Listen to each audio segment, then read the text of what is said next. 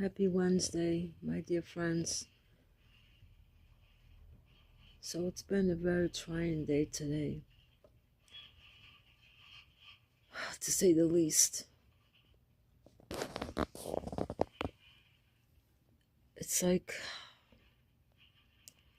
when you just give and give and give, and then there's just no more to. But I'm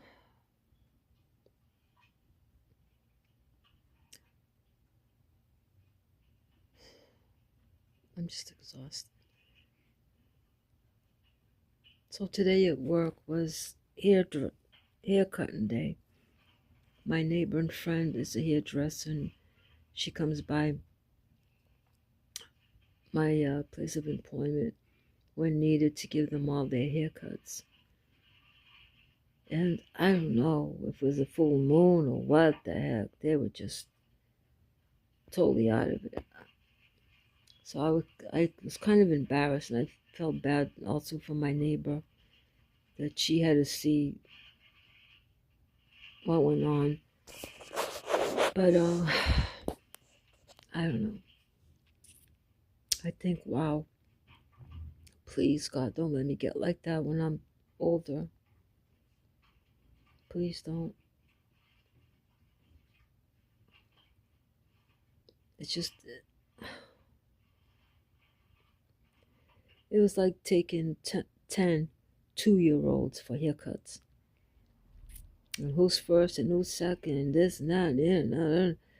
Oh my God.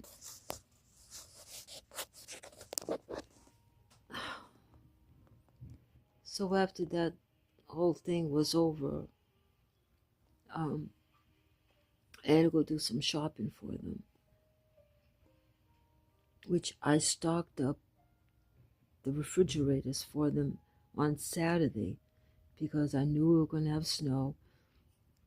So I didn't want to go shopping in the snow. So I did it early Saturday, stocked them up with everything that they would need.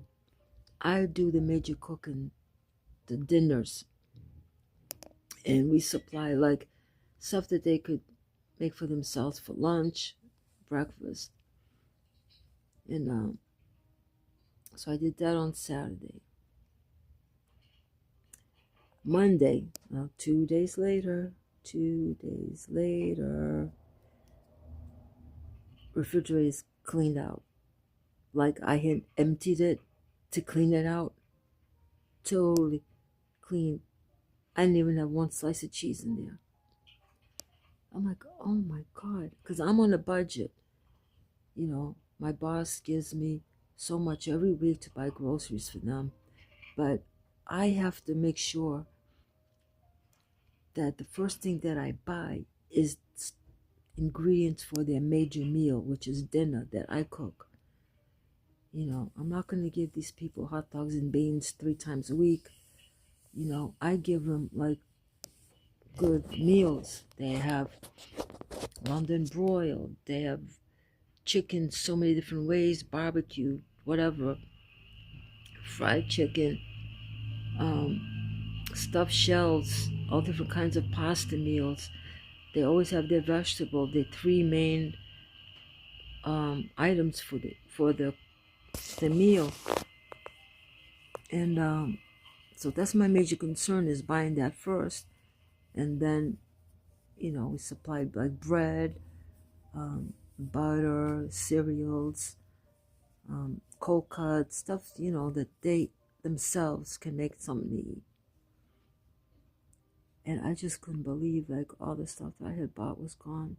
Usually what I do is like every other day I'll buy something. So there's always something in the fridge, because I do know that if I buy everything all at once, it's gone.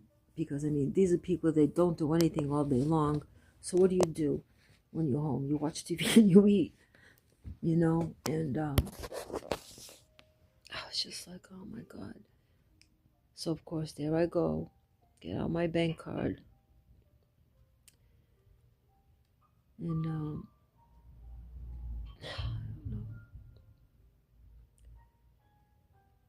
But anyway, so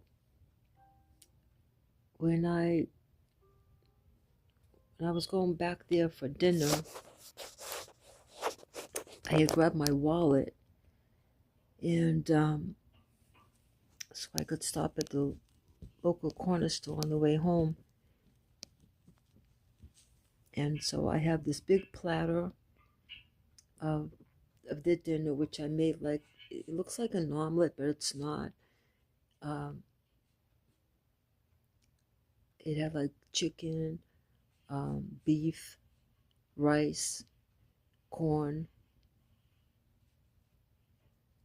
and an omelet. I guess it wasn't an omelet. But anyway, so I made that with mashed potatoes for them. And I had taken my wallet, and when I got in my vehicle, I said, "Well, I don't have to bring my wallet in." So I just threw my wallet in the vehicle, and I brought in the big platters of the food for them.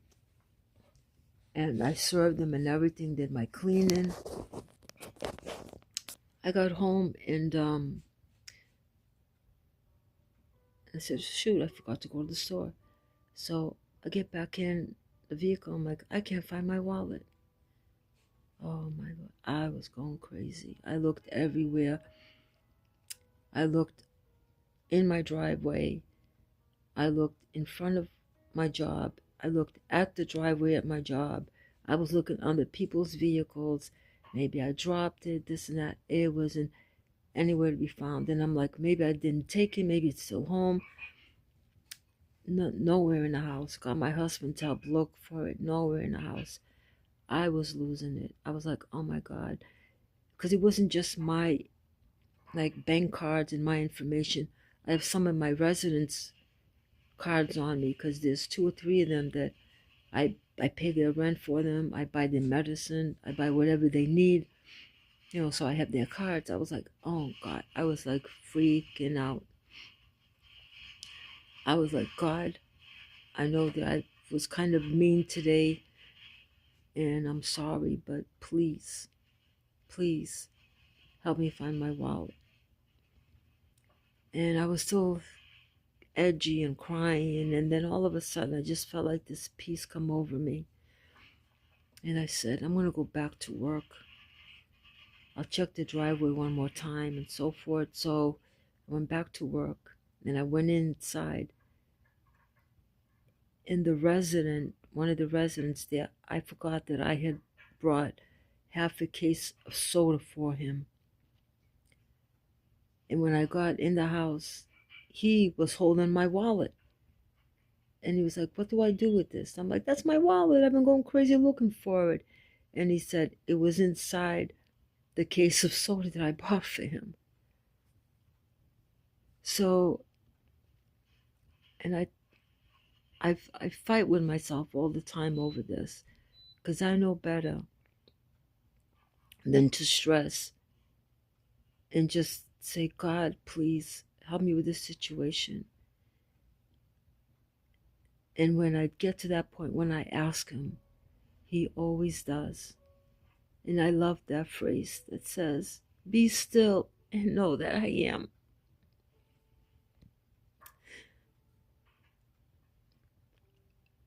Be still and know that I am. Because all you had to be was have all the worrying, all the crying, all the running around looking for my wallet. And all I had to do was ask.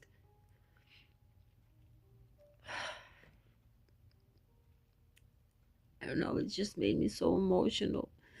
And I started thinking, how can people not believe? I lost a son, I almost lost a daughter, but I've also had so many blessings.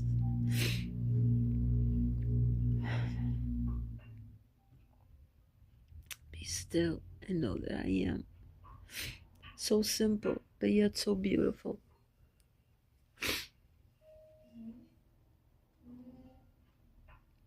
Anyway, I just had to share that.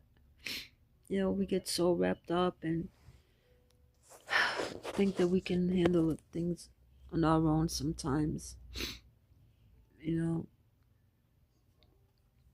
And he gives us so many blessings in so many little ways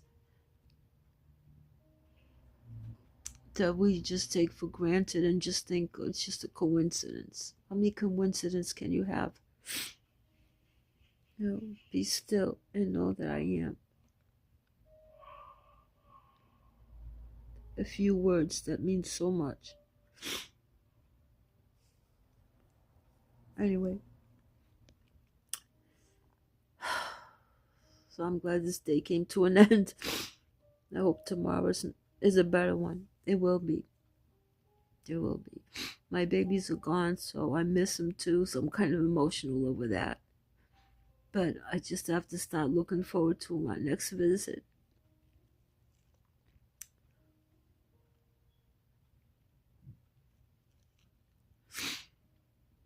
Just remember that phrase, be still and know that I am.